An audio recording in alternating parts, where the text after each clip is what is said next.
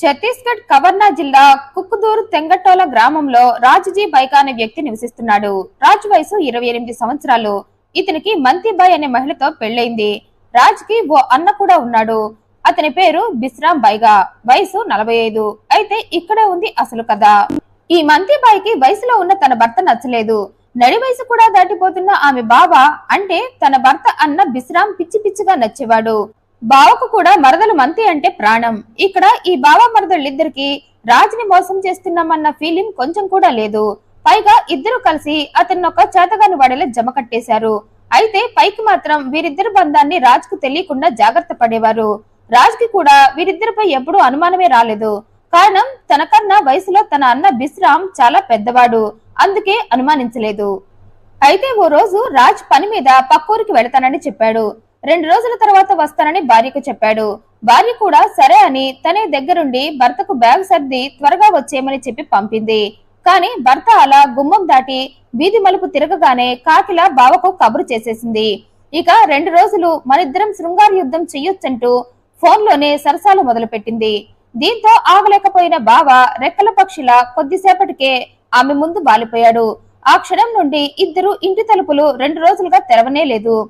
ఆకలేస్తే వండుకొని తినటం, తిన్నది అరిగిందాకా శృంగార ఆసనాలు చేయటం. ప్రపంచం మునిగిపోతున్నా దాంతో మాకు ఎలాంటి సంబంధం లేదన్నట్లు శృంగారం అనే సముద్రంలో మునిగిపోయారు. అయితే ఇక్కడే వీరిద్దరూ భర్తకు దొరికిపోయారు. భర్త రాజ్ 2 రోజులాగి వస్తానని చెప్పినా ప్రియుడు భర్తకు ఎలాగో అన్నే కదా, ఒకవేళ భర్త వచ్చినా మీ అన్న పలకరించడానికి వచ్చాడని చెప్పొచ్చని 2 రోజులై 3వ రోజు వచ్చిన ప్రియురాలు బావని తన ఇంటికి పంపలేదు. అయితే వెళ్లిన 3వ రోజు తెల్లవారుజామునే రాజ్ ఇంటికొచ్చాడు. ఇంట్లో ఆ టైంలో తన అన్నం ఉండటం చూసి మొదట తనకేం అర్థం కాలేదు. పూర్తిగా తెల్లవారక ముందే తన అన్న తన ఇంట్లో ఉండటం ఏంటని ఫస్ట్ టైం రాజ్ కి తన అన్నపై అనుమానం వచ్చింది. పైగా రాజ్ మరి తెల్లవారక ముందే ఇంట్లో దిగిపోతాడని ఈ ప్రేమికులిద్దరూ అస్సలు ఎక్స్పెక్ట్ చేయలేదు. ఏ మధ్యాహ్నానికో వస్తారనుకున్నారు. ఆ టైంలో బావని ఇంట్లో చూసినా పలకరించడానికి వచ్చాడని చెప్పాలనుకుంది భార్య. కానీ ఇక్కడ రివర్స్ లో రాజ్ బయలుదేరుతున్నా అని ఫోన్ కూడా చేయకుండా తెల్లవారక ముందే ఇంటికొచ్చేశాడు. బావతో శృంగార ఆటలో మునిగిపోయిన భార్య ఎన్నింటికి బయలుదేరతావని కాల్ చేసి అడగటం మర్చిపోయింది. అయితే తమ్ముడు చెప్పా చేయకుండా ప్రత్యక్షం కావటంతో ఈ ప్రేమికులిద్దరికి నోట మాట రాలేదు. కానీ భర్తకు ఏదో ఒకటి చెప్పి కవర్ చేయాలనుకుంది భార్య. దీంతో ఆమె వెంటనే రాత్రి భయంగా ఉంటే బావగారిని తోడు పడుకోమన్నా అని చెప్పి చాలా బాగా కవర్ చేశాననుకుంది. కానీ భర్తకు ఆమె చేసిన కవరింగ్ విని తన అనుమానం మరింత బలపడింది. భయమేస్తే బంధువులలో ఆడవాళ్ళని తోడు పిలుచుకుంటారు, కానీ ఇలా బావని పిలుచుకోవటం ఏంటి అనుకున్నాడు. అలా అన్నపై మొదలైన అనుమానం రోజు రోజుకి బలపడింది రాజ్కి. కారణం అన్న రోజు ఏదో ఒక వంకతో తన ఇంటికి రావటం, తన భార్య వైపు ఎక్కువగా చూడటం, ఆమెకు సైగలు చేయటం అన్ని గమనించాడు. దానికి భార్య కూడా కళ్లతోటే సమాధానాలు చెప్పటం కూడా చూశాడు. దీంతో రాజ్ వీరిద్దరి వ్యవహారం తేల్చేయాలనుకున్నాడు.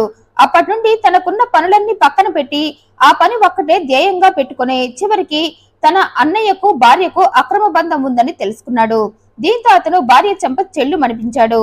వయసులో ఉన్న నేను నచ్చలేదు, కానీ వయసు అయిపోతున్న నా అన్న నచ్చాడా నీకంటూ చెడమడా తిట్టాడు.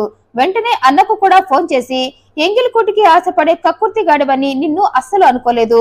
నన్ను బకరాని చేసి నా భార్య నువ్వు నడిపిన దొంగచాటు వ్యవహారం మొత్తం నాకు తెలిసిపోయింది. మళ్ళీ నువ్వు మరదలు అంటూ నా గుమ్మం తొక్కినా, ఆ మాటకొస్తే నా వీధిలోకి అడుగు పెట్టినా నీ కాళ్ళు విరగ్గొడతా అని అన్నను బెదిరించి ఇదే నీకు లాస్ట్ అండ్ ఫైనల్ వార్నింగ్, మళ్ళీ నా అన్న జీవితంలోకి వెళ్తే నీకు జీవితమే లేకుండా చేస్తా అన్నాడు. అయితే భర్త అంతలా వార్నింగ్ ఇచ్చినా మంతి మాత్రం మనసు మార్చుకోలేదు. బావా అంటూ అతనికి ఫోన్ చేస్తూనే ఉంది. బావకి కూడా మంతి అంటే ఉన్న పిచ్చితో నీ భర్త బ్రతుకుంటే మనిద్దరికి ప్రమాదం, అందుకే నీ భర్తను నువ్వు చంపేయి అని ఓ చావు సలహా ఇచ్చాడు. దీంతో మంతి నువ్వు చెప్పింది నిజమే, నా భర్తని చంపి అడ్డు తొలగించుకోవటం నాకు కూడా ఇష్టమే, నీకోసం నేను ఆ మాత్రం చేయలేనా, కాకపోతే నే ఒక్కదాన్ని చంపాలంటే కొంచెం భయంగా ఉంది. ఒకవేళ నేను చంపుతుంటే నా భర్త రివర్స్ అయితే మొత్తానికి ఎసురు వస్తుంది. నువ్వు కూడా నాకు నీ తమ్ముడిని చంపటంలో సాయం చేయొచ్చుగా అని ప్రేమగా అడిగింది. అంత ప్రేమగా అడిగాక బావ కాదంటాడా? వెంటనే సరే అన్నాడు. తమ ప్లాన్ లో భాగంగానే 2023 మే 26 అర్ధరాత్రి రాజ్ ని చంపటానికి ముహూర్తం పెట్టారు. ఆ టైంలో రాజ్ గాఢ నిద్రలో ఉన్నాడు. కదిలిచ్చిన శవంలా కదలకుండా గాఢ నిద్రలో ఉండటంతో నిన్ను నిజంగానే శవంలా మారుస్తా అంటూ బావకి ఫోన్ చేసి ఇంటికి పిలిపించింది. అతను రాగానే ఇద్దరు రాజు మంచం దగ్గరకు వచ్చి చెరో వైపు నిల్చొని 1 2 3 రెడీ అని మనసులోనే అనుకుంటూ ఇద్దరు చెరో చేత్తో రాజు పీక పట్టుకొని గొంతును లిమి చంపేశారు. చంపాక శవాన్ని మాయం చేసి రాజు గురించి ఎవరైనా అడిగితే అతను చెప్పా పెట్టకుండా ఎక్కడికో వెళ్లిపోయాడని చెప్పి నమ్మిద్దాం అనుకున్నారు. అయితే శవాన్ని ఎలా మాయం చేయాలని ఇద్దరు ఆలోచించి ఫైనల్ గా రాజు శవాన్ని నదిలో పడేయాలనుకున్నారు. అయితే నదిలో విసిరాక శవం ఎక్కడ తేలుతుందో అలా తేలితే తామెక్కడ దొరికిపోతామా అనుకున్నారు. వెంటనే ఇద్దరు ఓ ఐడియా వేశారు. ఓ టవల్ ని ఓ పెద్ద బండరాయిని తీసుకొని వాటిని ఓ సంచిలో పెట్టుకున్నారు.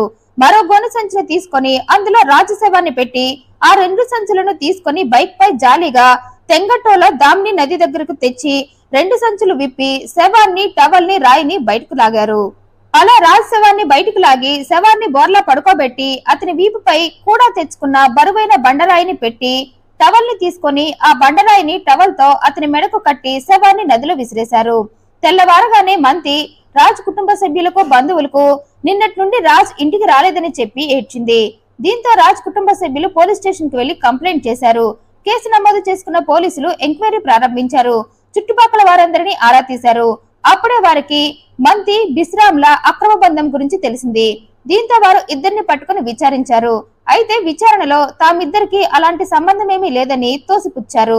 పైగా పోలీసులకు ఎన్ని రకాలుగా ట్రై చేసినా వీరికి రాజ్మీర్ సింగ్ కి సంబంధం ఉందని నిర్ధారణ కాకపోవడంతో అప్పటికి ఇద్దరిని వదిలేశారు. అయితే ఇక్కడే పోలీసులు తమ తెలివితేటలు చూపించారు. వారు కావాలనే మంతిని బిశ్రామ్ ని వదిలేసి వాళ్లపై నిఘా పెట్టారు.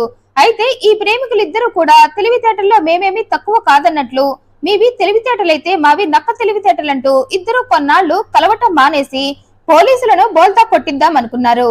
అనుకున్నట్లుగానే కొన్నాళ్లు ఇద్దరు కలవలేదు. కానీ పోలీసులేం పిచ్చోళ్లు కాదు కదా.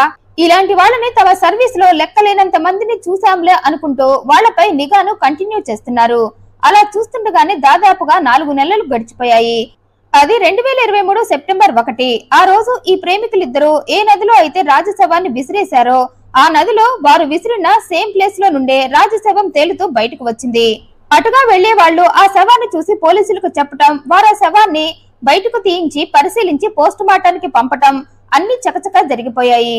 రిపోర్ట్ లో రాజు గొంతు నులిమి చంపినట్లు రావటం, అప్పటికే ఈ ప్రేమికులిద్దరిపై పెట్టిన నిఘాలో వీరిద్దరి అక్రమ బంధం నిజమే అని తేలటం అన్ని జరిగిపోయాయి. పైగా రాజు శవం అప్పటికి బాగా కుళ్లిపోయి ఉండటం, అతని వీపుపై ఓ బండరాయి దాన్ని ఓ టవల్ తో మెడకు కట్టడంతో ఖచ్చితంగా రాజుని తమ అక్రమ బంధానికి అడ్డొస్తున్నాడనే ఈ బావమరదలు చంపేసి ఉంటారని ఇద్దరిని పట్టుకుని వారి స్టైల్లో తీవ్రంగా విచారించడంతో ఇద్దరు నిజాలు మొత్తం కక్కేశారు. తామిద్దరమే రాజుని చంపి శవాన్ని నదిలో పడేశామని, అతను తమ అక్రమ బంధానికి అడ్డుగా ఉన్నాడనే చంపామని చెప్పారు. నేరం ఒప్పుకోవడంతో పోలీసులు ఇద్దరిని అరెస్టు చేశారు. బావమరదలు చేసిన ఈ నీచమైన పనిపై మీ అభిప్రాయాన్ని కమెంట్ రూపంలో తెలియజేయండి. మరింత ఇంట్రెస్టింగ్ అండ్ జెన్యూన్ ఇన్ఫర్మేషన్ కోసం ఈ వీడియోను లైక్ చేయండి, షేర్ చేయండి, మా ఛానల్ సబ్స్క్రైబ్ చేయండి. Thanks for watching.